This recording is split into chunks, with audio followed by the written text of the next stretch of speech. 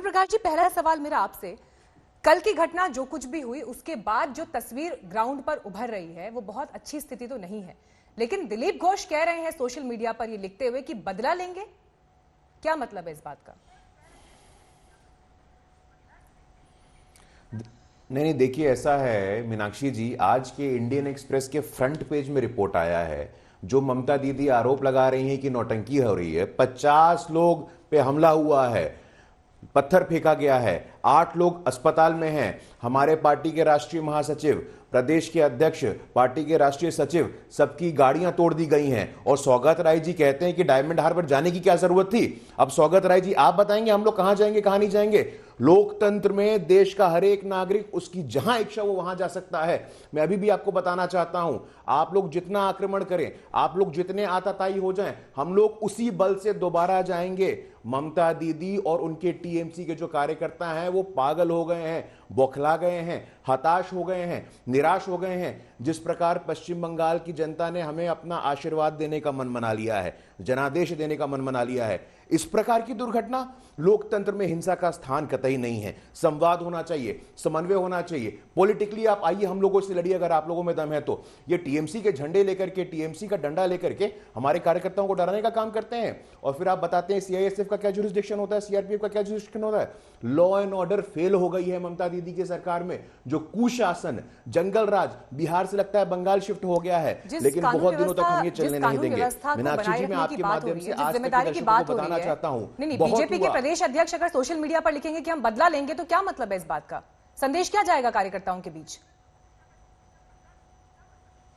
नहीं, बदला लेने का क्या अर्थ होता है मीनाक्षी जी? बदला जनता के आशीर्वाद से भी तो लिया जा सकता है ना।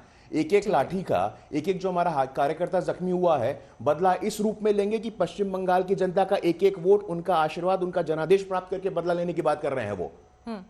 तौसीफ जी, जो ये तस्वीर निकल कर आ रही है, ममता बनर्जी राज्य की मुख्यमंत्री हैं, जिनके ऊपर जिम्मेदारी है, बीजेपी के राष्ट्रीय अध्यक्ष वहां दौरे पर जाते हैं, काफिले पर हमला हो जाता है। ये 15 मिनट में ऐसी कौन सी इन्वेस्टिगेशन एजेंसी है, ऐसा कौन सा इन्वेस्टिगेशन हो जाता है जिसके बाद आप उसे नौटंकी करार दे देते हैं? कौन सी जांच हुई 15 मिनट में?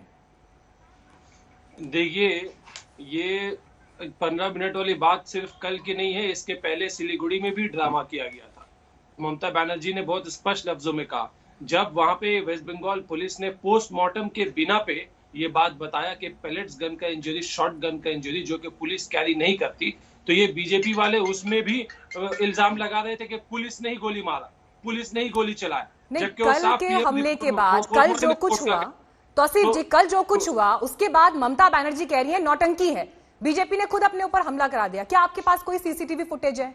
क्या वहां पर कोई ऐसा सबूत, पुलिस के पास ऐसी कोई डिटेल, ऐसी कोई जानकारी है जिसके आधार पर यह कहा जा रहा है 15 मिनट बाद बयान आ गया? कैसे? देखिए, यहाँ पे अगर कोई काफिले पे अगर कोई हमला होता है, इसका नुकसान किसे होगा? इसका नुकसान होगा तृणमूल को, और इसका फायदा किसको होगा? फायदा होगा बीजेपी को। तो तृणमूल वाले ऐसे काम को क्यों करवाएंगे जिससे उन्हें खुद को नुकसान हो और बीजेपी को फायदा हो? सीधी सी बात है। तृणमूल के नेताओं का बयान आया है, सुब्रतो मुखर्जी मिनिस्टर है, उनका बयान आया कि भाई तृणमूल के लड़के तो इसमें इन्वॉल्व नहीं है। तृणमूल के लड़के तो स्टेट भर में कैंप चल रहा है, 50 लाख से ज्यादा लोग द्वारे सरकार का कैंप चल रहा है, सरकार की स्कीम को लेकर के। नहीं, एक सेकंड, तौसीफ जी, आप कह रहे हैं कि बीजेपी ने खुद अपने ऊपर हमला करवाया, बीजेपी इन्वॉल्व है, तो फिर सरकार तो आपकी है ना, डालिए जेल के अंदर, क्यों अरेस्ट नहीं करते हैं? इस पर तो आपकी सरकार की विश्वसनीयता पर सवाल खड़े होते हैं ना। पूरा देश अगर ये तस्वीर देख रहा है कि एक पार्टी के राष्ट्रीय अध्यक्ष के काफिले पर हमला हो जाता है, और अगर आप ये कह रहे हैं कि बीजेपी के लोग उसमें, तो आप उनको चार्ज करिए, जेल में डालिए उन्हें। क्यों फेल हो रही है सरकार इसमें? बिल्कुल डाला जाएगा। आप देखिए कि किसान बैठे हुए हैं विरोध में दिल्ली में, और ठीक उनके सपोर्ट में, किसान विरोध के समर्थन में जगह जगह में, पूरे देश भर में भी विरोध हो रहा है, और बंगाल में भी जगह जगह में किसान के समर्थन में लोग विरोध कर रहे हैं।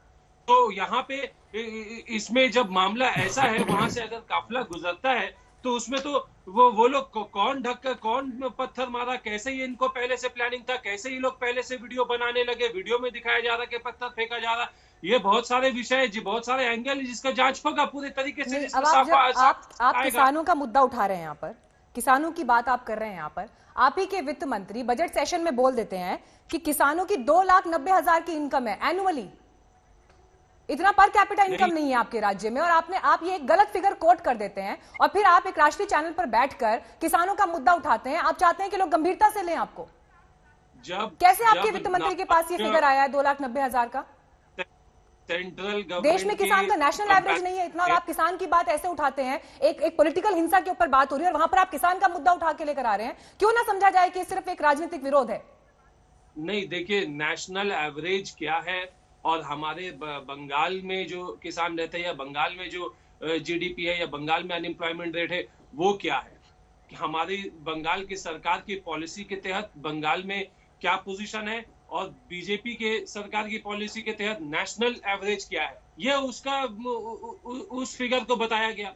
तो उसमें तो बंगाल बहुत बेहतर परफॉर्म कर रही है। तो अगर बंगाल में किसानों की हालत इतनी अच्छी है, बंगाल में किसानों की हालत इतनी अच्छी है, तो आप केंद्र सरकार से तो जो किसान सम्मान निधि है वो नहीं लेते हैं, लेकिन राज्य सरकार खुद 5-5 हजार किसानों को देने चली जाती है। अगर उनकी इनकम लाखों में जा रही है तो क्यों आपको 5-5 हजार रुपए की सब्सिडी हर महीने उनको देने की जरूरत पड़ रही है? पहली बात, आप कह रहे हैं कि यहाँ पर रोजगार को लेकर बहुत अच्छी स्थिति है। अगर ऐसा है तो फिर क्यों बेरोजगार लोग जो है वो राजनीतिक दलों में अपना भविष्य तलाश रहे हैं? क्यों वहां पर वो एक ताकत हासिल करने के लिए उधर का रुख कर रहे हैं? आपके यहाँ पर कॉलेजेस की क्या स्थिति है? पढ़ाई लिखाई की क्या स्थिति है? आंकड़े देने पड़ेंगे क्या मुझे आपको इसके लिए?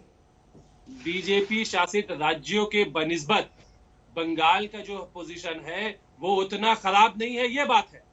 भाई देश का तो बेड़ा गर्क मोदी ने कर ही दिया है, तो उसका तो असर हर एक राज्य में पड़ेगा, लेकिन कम से कम जो राज्य बीजेपी के शासन में उनसे बेहतर पोजीशन बंगाल का है, ये बात को मंत्री जी ने समझाया था। देखिए ये सारा ड्रामा करने का एक ही मकसद है बीजेपी का, कि जो आज किसान बैठे हुए हैं दिल्ली के बॉर्डर पे और वहां पे जो मौत हो रहा है दिन ब दिन, वो जो प्रोटेस्ट के तहत कल एक किसी का मौत हुआ, उसके पहले डिबेट और चर्चा आज बंगाल पर हो रही है। बंगाल में जो कानून व्यवस्था है, 6 महीने बचे हैं चुनाव में, और उससे पहले जो परिस्थितियां वहां पर दिखाई दे रही है, इस मुद्दे पर चर्चा हो रही है।